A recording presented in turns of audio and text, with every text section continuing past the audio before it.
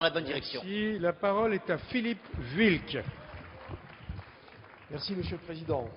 Monsieur le Premier ministre, nous avons appris avec surprise la semaine dernière que le groupe American Standard, dont la filiale Ideal Standard possède les usines de Revin dans les Ardennes et d'Aulx dans le Jura, avait décidé brutalement et sans préavis de procéder à la fermeture pure et simple des 2 unités de Revin et de Dole.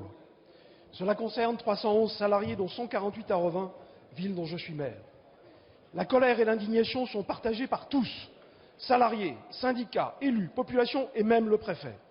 Tous sont unanimes pour dénoncer l'attitude inadmissible de ce groupe américain dont une partie du capital est détenue par un fonds de pension. L'usine de Revin, anciennement Porcher, fabrique des sanitaires depuis 1886 et est mondialement connue. Cette décision inique est une catastrophe, d'abord pour les salariés et leurs familles, mais aussi pour la ville et le bassin d'emploi qui subissent très durement la crise et les restructurations industrielles. Situation d'autant plus difficile à supporter que nous ne bénéficions pas de toute la solidarité territoriale puisque l'on nous refuse l'entrée dans l'intercommunalité depuis des années. Monsieur le ministre, les Ardennes et le bassin d'emploi de Revin n'en peuvent plus de ces suppressions d'emplois et de la désindustrialisation. Nous avons besoin de la solidarité nationale pour concrétiser de manière partenariale une véritable politique de réindustrialisation que le président de la République a d'ailleurs appelée de ses vœux dans les Ardennes en 2006 dans son discours sur la France qui souffre. Je lui ai d'ailleurs transmis une invitation pour l'inviter à venir voir sur place l'ampleur des dégâts. Monsieur le Premier ministre, les élus du territoire souhaitent être reçus rapidement et non pas dans 4 ou 5 semaines pour évoquer les différents volets de ce dossier et envisager les mesures exceptionnelles qui s'imposent pour le bassin d'emploi de Revin.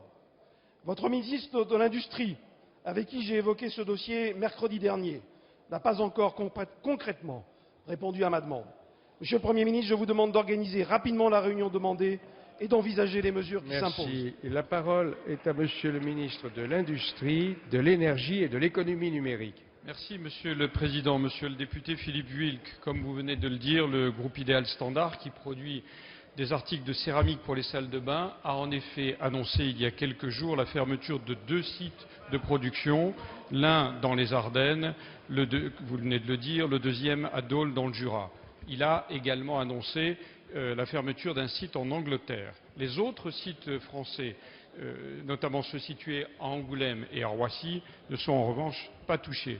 Vous connaissez comme moi les explications que donne le groupe Ideal Standard. Il l'explique par le recul de 23% des volumes de marché de la céramique en Europe, ainsi qu'une augmentation forte de ses coûts de production. Comme vous le savez, dès la fermeture, j'ai demandé au préfet des Ardennes et du Jura de se mobiliser pleinement pour accompagner d'éventuels projets de réorganisation. Ces 2 préfets ont ainsi mis en place immédiatement des comités de pilotage associant l'ensemble des parties prenantes, notamment les représentants des salariés. La direction d'Ideal Standard m'a également fait part de son intention de discuter d'un accord de méthode permettant de donner un cadre formalisé et accepté par les salariés pour les discussions. Je peux vous confirmer aujourd'hui, comme j'ai eu l'occasion de le dire aux élus qui m'ont saisi comme vous ces derniers jours, qu'une rencontre sera organisée à mon ministère, non pas dans 4 ou 5 semaines, mais début février, dès que les discussions au niveau local auront suffisamment avancé. Nous réunirons les dirigeants d'Ideal Standard, nous réunirons bien évidemment les élus locaux, nous veillerons à ce que le groupe respecte scrupuleusement tous les engagements qu'on est en droit d'attendre d'un grand groupe international en matière de revitalisation, en matière de dépollution et bien évidemment, j'aurais dû commencer par là, en matière de reclassement des salariés. La solidarité nationale, elle s'exprime, elle s'exprimera. Vous serez présents à cette réunion, vous aurez l'occasion de le constater.